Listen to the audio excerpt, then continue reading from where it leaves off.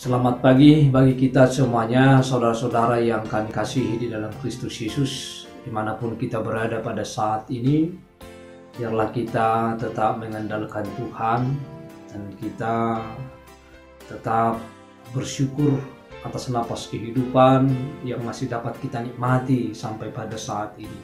Semuanya itu adalah karena anugerah Tuhan. Semoga kita disertai dan dilindungi oleh Tuhan dalam melakukan segala aktivitas kita dalam satu hari ini. Firman Tuhan yang menyapa kita pada pagi hari ini diambil dari kitab Amos pasal 9 ayat 14. Demikian firman Tuhan, "Aku akan memulihkan kembali umatku Israel. Mereka akan membangun kota-kota yang licin tandas dan mendiaminya. Mereka akan menanami kebun-kebun anggur dan minum anggurnya. Mereka akan membuat kebun-kebun buah-buahan dan makan buahnya."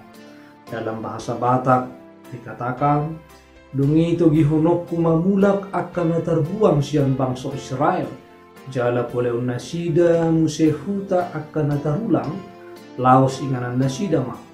Jala ukau nasida ma akapurla anggur, laos inumon nama anggurna.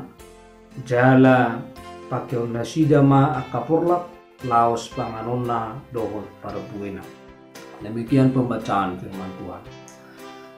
Saudara-saudara yang terkasih di dalam Kristus Yesus, bahwa firman ini adalah merupakan janji pemulihan umat Israel. Kita mengetahui bahwa umat Israel adalah bangsa pilihan Tuhan, bangsa yang disayangi oleh Tuhan dan dikasihi oleh Tuhan. Namun walaupun mereka bangsa yang dikasihi oleh Tuhan, bahwa mereka sering memberontak kepada Allah, walaupun bahwa Allah sering membuat mujizat dan tanda-tanda yang ajaib bagi bangsa Israel, tetapi mereka sering melanggar, sering tidak mendengar apa yang difirmankan oleh Tuhan dalam kehidupan mereka. Sehingga dengan pemberontakan mereka, dengan pelanggaran mereka kepada firman Allah di dalam kehidupan mereka, sehingga mereka terbuang ke Asyur dan Babel pada saat itu. Dan dalam firman ini kita melihat bahwa melalui Nabi Amos, bahwa Amos memberitahukan atau berfirman kepada umat Israel yang terbuang di Asyur dan Babel pada saat itu, bahwa Allah akan memulihkan keadaan mereka dengan membawa mereka, dan ketika mereka dapat mengikut Tuhan dan bertobat dari segala kejahatannya, berbalik kepada Allah adalah salah satu cara bangsa Israel agar dipulihkan oleh Tuhan. Dan janji pemulihan itu pasti dilakukan oleh Tuhan di dalam kehidupan mereka. Janjinya pasti ditepati, karena ketika Allah berjanji, maka janji itu pasti terjadi bagi bangsa Israel. Dan di dalam firman ini kita melihat bahwa Allah akan membangun kota-kota yang licin tandus. Saudara-saudara, bahwa yang terjadi pada saat itu, bahwa kota-kota yang ada di Israel yang dinamakan adalah Pondok Daud sebagai lambang umat Allah, bangsa Israel, adalah melambangkan bahwa semuanya adalah telah porak-poranda, telah hancur. Tetapi Allah akan membangun kembali dengan memulihkan atau membangun kembali setiap kehancuran yang terjadi di Israel.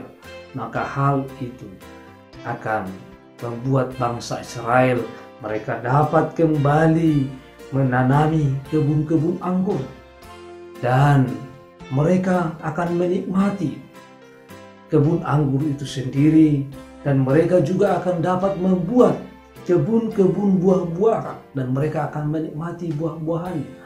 Yang artinya di sini adalah bahwa Allah menjamin adanya pemulihan.